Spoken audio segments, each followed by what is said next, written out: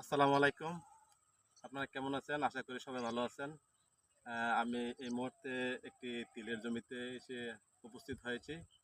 আপনারা জানেন যে গণপ্রজাতন্ত্রী বাংলাদেশ সরকার অ্যা প্রণোদনার মাধ্যমে আমরা প্রান্তিক এবং ক্ষুদ্র চাষীদের মাঝখানে আমরা প্রণোদনা দিয়ে থাকি।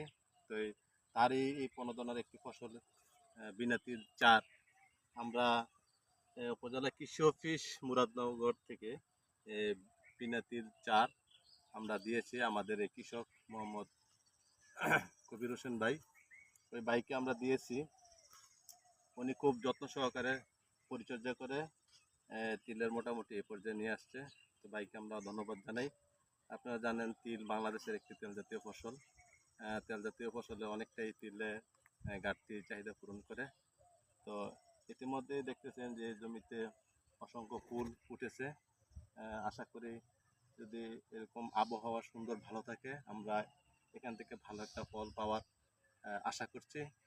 তো আপনারা তিলের কিছু রোগবালাই আছে, আপনারা এগুলা বিভিন্ন সময় পরামর্শ নেবেন এবং পরামর্শ অনুযায়ী যদি আপনারা চাষাবাদ করেন তাহলে তিল চাষে কিন্তু আপনারা ব্যাপক সফলতা আনতে পারবেন।